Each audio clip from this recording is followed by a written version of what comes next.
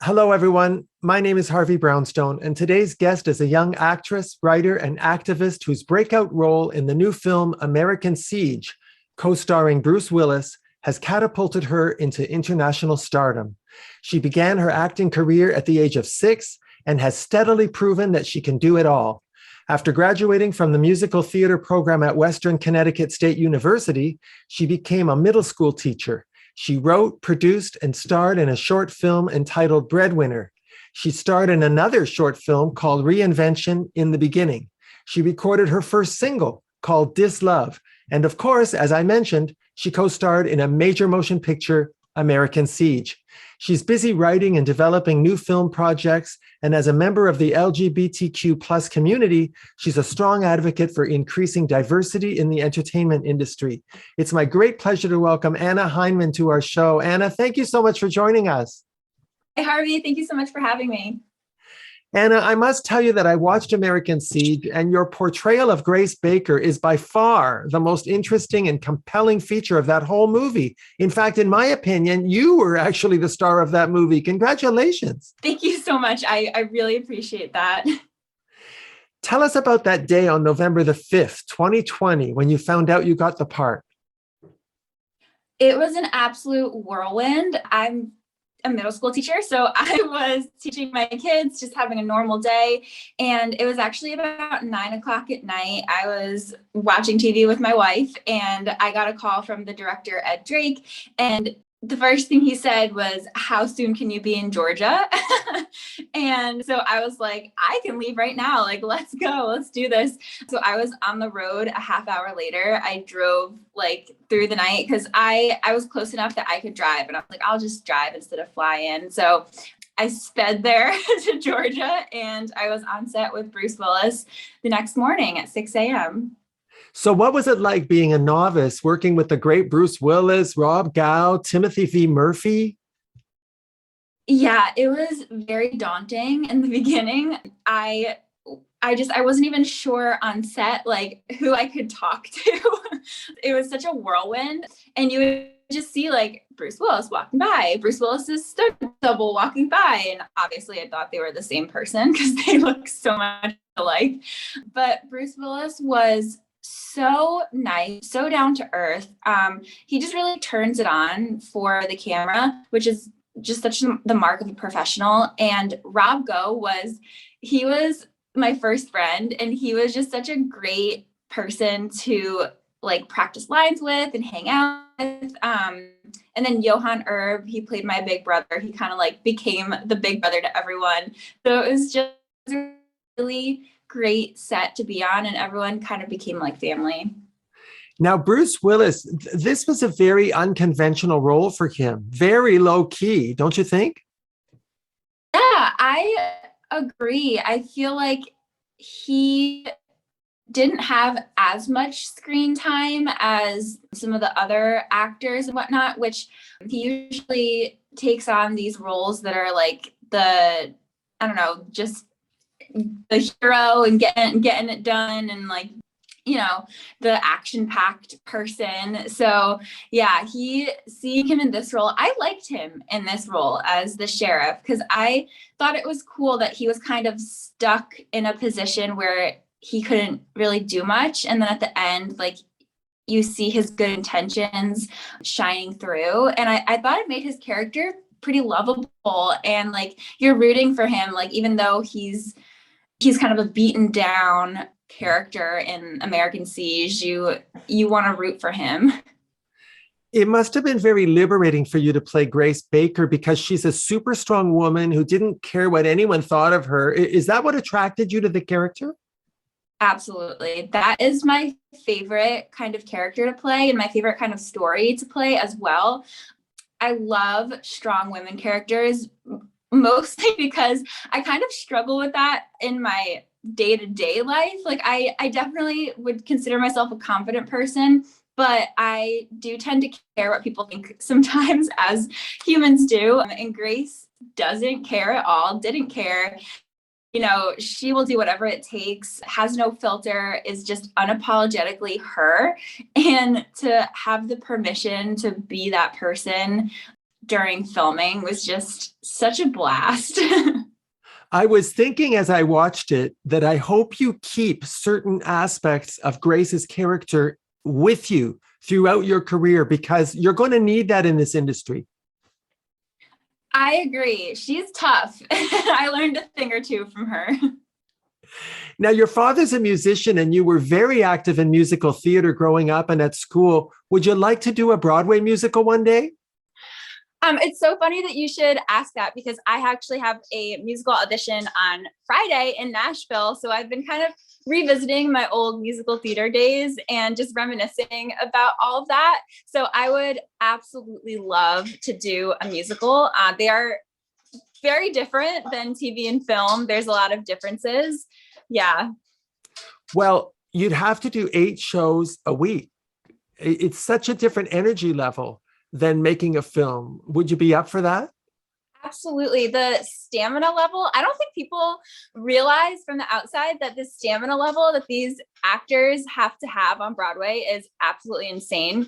I had a professor in college, Julio Augustin, fantastic mentor, and he would tell us when he was on Broadway, he would just do his show, go home, sleep. He'd wake up the next morning, work out, not talk, like drink his tea, and then go back and work at night. And so it really is like a full-time job if you're doing it on Broadway 8 days a week. But it's incredibly rewarding that you get to do something that you're so immensely passionate about every single night, and sometimes twice a day.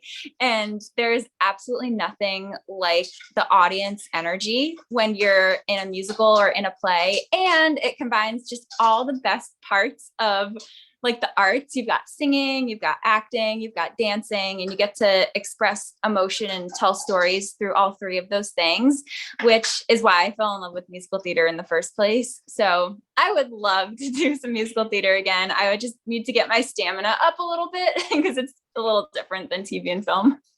Well, I think what would be great, especially for you with your personality, is that you get the immediate feedback from the audience right away when you're on the stage. Whereas, on the set of a movie, you don't get that immediate feedback. Yes, I agree. And it really just brings your energy level to just something kind of indescribable. I will say on the set of AmericanSiege, and I haven't told anybody this story, there was one scene that I was doing as Grace Baker where Grace kind of gets emotional and breaks down. And it was, I think, the second or third time we had done the take.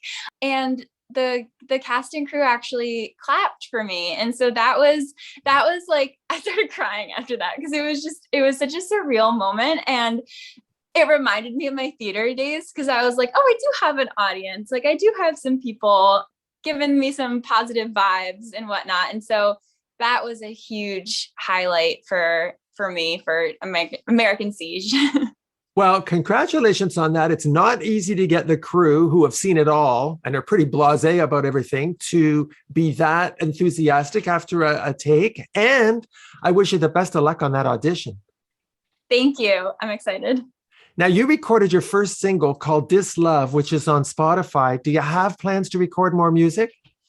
Yes, absolutely. I worked with a producer and musician. His name is Kit Nolan, and we've done other co-writes since, and we definitely want to keep going.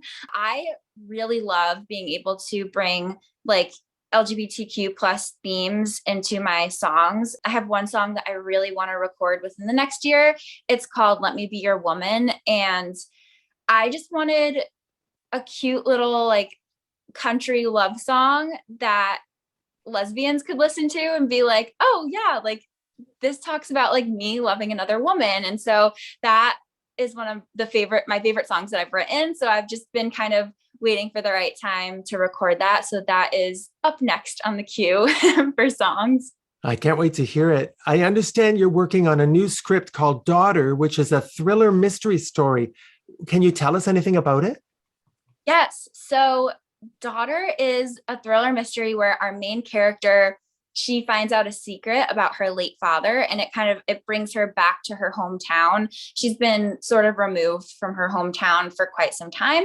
And this death brings her back and she finds out this secret, and things keep happening in the town that connect back to her father. And so she kind of has to figure out what's going on and try not to lose herself in the past that the town is like bringing back up, and the characters and whatnot. And yeah, I love to incorporate just LGBTQ plus characters in like a normalized way in my scripts and in my writing. So, having characters who are in like lesbian or gay relationships or queer relationships, and just it's not central to the plot. So that's also going to be in Daughter as well. Just that kind of representation. And the main character is like an anti-hero in a way, dark themes, moody. So that's definitely exciting to continue working on that. And I'm hoping to bring it to life soon.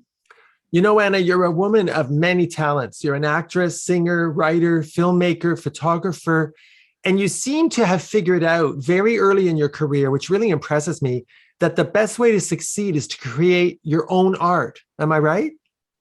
Absolutely. I will like say that every single day up on my soapbox. Like when I was living in Los Angeles, I was around so many creative people every single day. And I was also auditioning every single day, and I wasn't seeing much progress from those auditions. And also the characters that I was auditioning for, I was like, I don't feel super connected to every single one of these characters. So my friends in Los Angeles are all super creative, and they were creating their own work. And so I started to see like that is very fulfilling. And it also allows me to play these characters that I want to play, write these characters, see these stories that I want to see. And that was just such a moment of freedom, because even just writing, it's free to do. Like you can do it on your own time. It doesn't take, thousands of dollars to get started. So it's definitely a freedom in creating your own content and your own work. Is writing an empowering experience for you? Absolutely. I've always been really drawn to writing, especially songwriting, I would say, because it's such a compact way to get your emotions out and talk about something specific. Yeah, I used to write songs in like 5th grade and force my classmates to like listen to me like sing these songs in front of the class, and they were not great songs, but I do appreciate the support growing up. I had a lot of supportive people around me. Well, you've talked openly and quite candidly about dealing with depression and anxiety when you were in high school. What do you want to say to other kids watching this interview who might be going through the same thing you did? So many things kind of rushed to my mind about that. The cliche of it will get better it sounds so cliche, but I promise that it's true. High school is not the real world, and even college is not the real world. And you are going to have so many opportunities to be yourself and have a group of people who want you to be yourself, and you can support them in being themselves. And that is such a beautiful thing, and it will happen. And personally, for me, when I was dealing with depression and anxiety, I felt like such an outcast. I was questioning my sexuality, which made me feel like even more of an outcast. But when I was able to remove myself from the situation of high school and see that there's just so much more out there, and you have so much more freedom than you do in high school. You have the freedom to move somewhere else, or to choose what you want to do as a career, or even just make some of your own money by getting a job and doing some things that you like for yourself. Like, it gets so much better, and there's so much more freedom in the world than high school and college.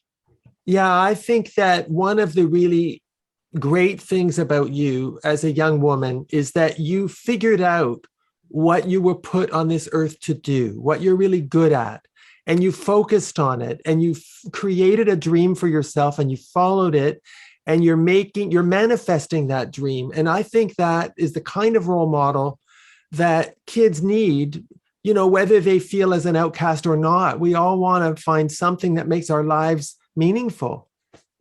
Yeah, that was really the only thing that kept me going, honestly, was just I've known since I can remember that I want to be doing something in the arts. And so at my very, very lowest days, which was in high school, and I was just laying in my bed, hating everything. The only thing on my mind was like, once you graduate high school, like you can do this career, like you can really go for it. And that was just the only thing that really got me through. And I'm really lucky that I did know that was, my purpose. That I definitely feel that this arts and everything is my purpose. So yeah, it's nice to hear you say that. So thank you. Oh, it's my pleasure. I want to also mention that you're a visible and outspoken member of the LGBTQ plus community, as am I. And you've advocated strongly for more diversity within the industry so we can normalize our relationships on the big screen and on TV. What do you think has to happen for that to be accomplished? I think we're well on our way, honestly. I see some really good progress with media.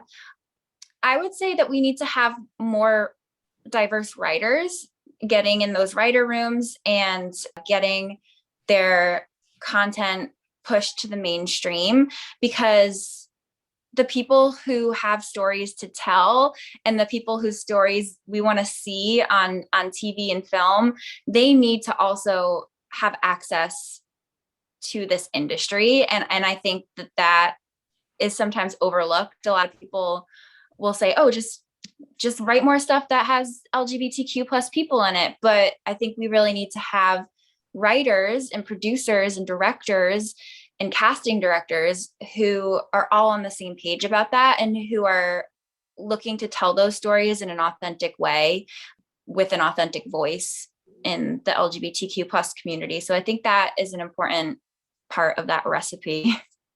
One of the things I think is so important about representing our community more fully and fairly in movies and on TV is that it's a great way to create empathy and break down barriers between people, don't you think? Yes, 1,000,000%. That is like the core of why I love acting so much, is that empathy. Is you can watch a TV show and have a completely different life than the person who's the main character or whatever. And you could still, at the end of that show, be crying because they went through something that you've never experienced, but you're now crying because you understand and you feel for that person. And I think that the only way to really create change in our world is to feel drawn to create that change. Because I could talk at anyone all day and say, like, it's important that we have representation, but if they don't feel it and they don't understand and they don't empathize, they might agree, but they might not feel drawn to do something about it. And so that's why TV, film, theater, music is so important, and why I love it so much is that it can actually draw people to action. Yeah, I remember the first time I saw Boys Don't Cry. I don't know if you saw that film, but that was an example of empathizing with someone who's very different from many people, a transgender person, but we developed such empathy for him. Yes. Yeah. That is a prime example of a story that can evoke emotion within you, even though you have no similar, background to that. So it's a prime example of why those are important. Stories are important. Now, Anna, it troubles me to say this, but I'm frequently told by people in Hollywood that there's still a lot of homophobia within the industry, and that's why so many stars still remain in the closet. Do you think that being out as an LGBTQ plus person may limit the types of roles that you get? I do sometimes have that thought, but, I kind of choose not to linger on it because it might, I don't know, but I would so much rather be myself and go into it like this. And I completely empathize with celebrities and people in Hollywood who feel that they can't come out and have been told that they can't come out. But I'm really lucky that I am stepping into this industry now as an out woman. And so I try not to think about, is that going to affect me? And I try to think about the positive side of it as, you know, I've been super lucky with AmericanSiege to have some of the spotlight with that. And so I've been super lucky to be able to be a person who is in the LGBTQ plus community and advocating for it. And so I try to focus on that. And I really hope that it will never become an issue. But if it does, that's okay, because that's fine with me. You know, I'd rather be able to be me at this point. I think you have to trust your destiny. And if an opportunity is denied you because you're out, I think you have to interpret that as indicating that you weren't meant for that role and that something better is going to come along. And it may be something that you created yourself. Yes, you hear so many stories of actors or actresses who were passed over for roles, and then they end up, the next role is like their Academy Award winning role, or it pushed them to create something. So yeah, I think everything happens for a reason. So I agree with that. So what's next for Anna Hindman? Well, I'm still developing that script, Daughter. Trying to get back into the musicals next week. We'll see how that goes. Fingers crossed. And yeah, just enjoying my time with my wife. We're going to try and start a family soon. So that's exciting. And just continuing with acting and auditioning and doing all those creative things. So got a lot on my plate, but I'm really excited. It is very exciting. And I want to tell our viewers that you can follow Anna's career and keep up with everything that's going on by going to her website, annahindman.com. And you're on Instagram as well, correct? Yes, it's Anna Hindman. Anna, I have only one more question for you. Are you living the life that you imagined? Yes, that's my favorite quote. The go confidently in the direction of your dreams, live the life you have imagined. Yes, 100%. Well, Anna, I've really enjoyed this opportunity to meet you and to showcase your talent and your vision for a more inclusive and diverse Hollywood. I look forward to every new project. I hope you'll come back anytime you want. You're always welcome. Yes, please. I would love that. Our guest has been the multi-talented Anna Hindman. My name is Harvey Brownstone. Thank you to our producer, Steve Silver. Thank you all for joining us. See you next time. Thanks for watching. Be sure to check out all the great interviews on the Harvey Brownstone Interviews YouTube channel. Don't forget to subscribe and ring the bell to be notified when new videos are posted.